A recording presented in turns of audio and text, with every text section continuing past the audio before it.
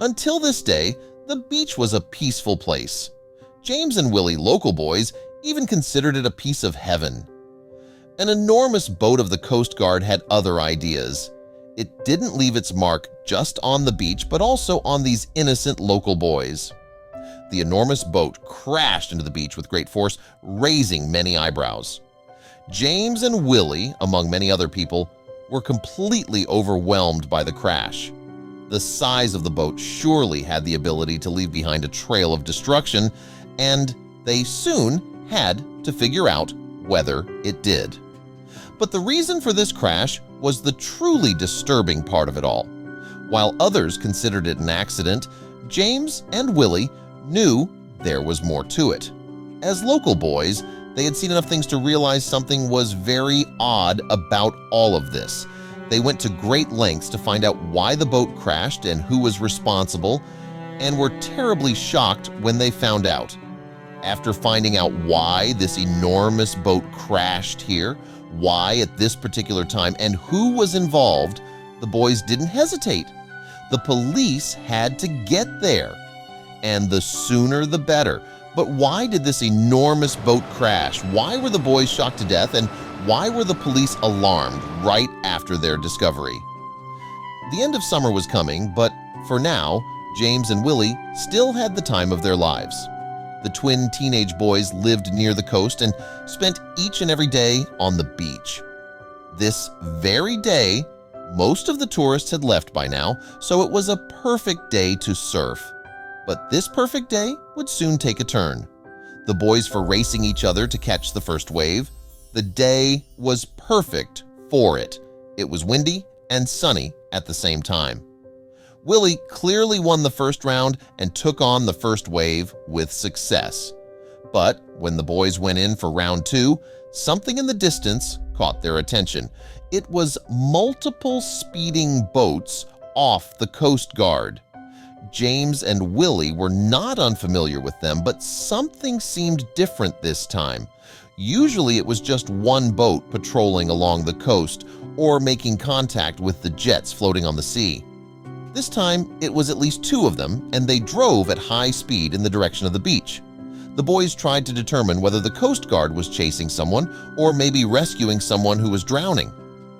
Now that they were coming really close to the beach, the boys assumed that someone must be drowning.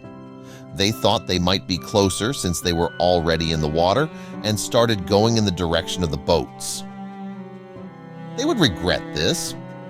But one of the boats didn't slow down. The second one stopped when the beach came too close, but the first one kept on going at high speed. Luckily for the boys, they were just far enough to get out of the way in time, but there was no time to be relieved as the enormous boat was only seconds away from the beach. The boat speeds onto the beach with great speed, but is soon stopped by crashing into the sand. The first thought of James and Willie is to look for any possible victims, as there were some people lying on the beach before. They take a look and are relieved to see there's no one hurt. But what in God's name happened here?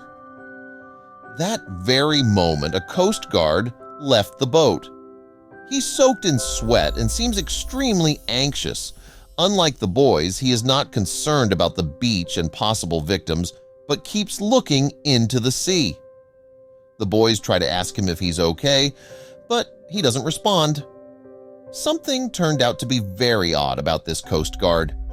The other and smaller patrol boat was way closer by now, and when they reached the beach, two Coast Guards walked toward them. They were extremely distressed and sprinted toward the anxious Coast Guard. Only when they saw some citizens were around they changed their attitude. The other citizens left, assuming it was an accident, but James and Willie knew better. James realized they had to stay close and listen in order to find out what happened. But Willie was the one the closest to the boat in the water and just managed to get out of the way in time. For that reason, he wanted a justification and an apology. "What happened there, man?" he yelled. Little did Willie know he had to stay away from all of this. One of the two Coast Guards that approached the anxious one answered Willie with a calm but authoritarian voice. He was the older one and had a long gray beard. "Stay away, boy, and don't ask questions when you have no right to the answer." Willie was intimidated and backed down right away. What did these innocent boys get into? In the meantime, the crashed boat of the Coast Guard caught a lot of attention. James and Willie recognized some citizens who got out of their cars to take a look.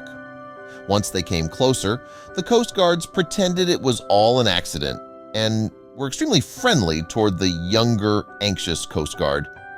What did they have to hide from these citizens? Oh, let's thought.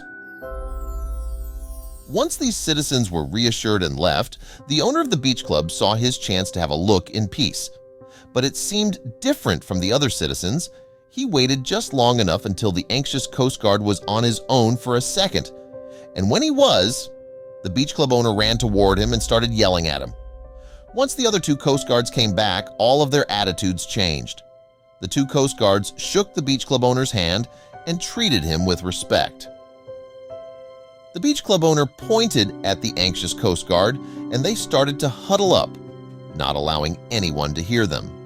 At this point, James and Willie had to leave for the sake of their own safety, but they were stubborn. The boys realized something was going on and decided to get closer to the crashed boat, now that the others were distracted with their talks to the club owner.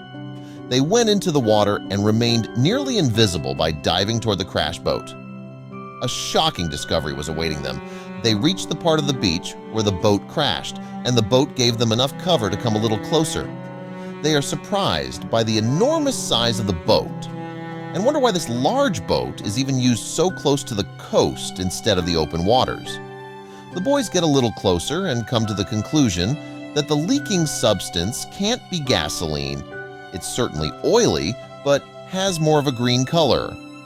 The boys don't have to get closer to be overwhelmed by the strong smell of this substance, as it waters their eyes even from a few meters away. What in God's name could this be? But right as they try to get a little closer, they hear voices on the other side of the boat. The voices quickly became louder. They were already very close. James and Willie don't hesitate and get back in the water immediately. It seems like they are just in time, as the two Coast Guards and the club owner clearly don't see them.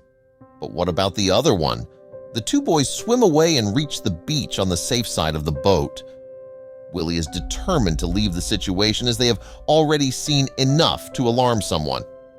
But it is James who still wants to know more, especially when he takes a look at the boat from this angle. There was a victim after all. James saw the anxious Coast Guard lying next to the boat with his hands cuffed and seemingly unconscious. The boys don't think and run toward the guard and try to uncuff him. Unfortunately, they can't manage to uncuff him, but it does wake him up. He sees them and immediately says, "Please, please, alarm the police and get me an ambulance." The boys accept his alarming request and run off to get to the nearest phone as quickly as possible. But as they approach the road and look around, they see the beach club owner running after them. He looked determined, even aggressive, and the boys started running even faster. Would the boys have enough of a lead? The boys reach a payphone before the club owner does, and the police soon arrive.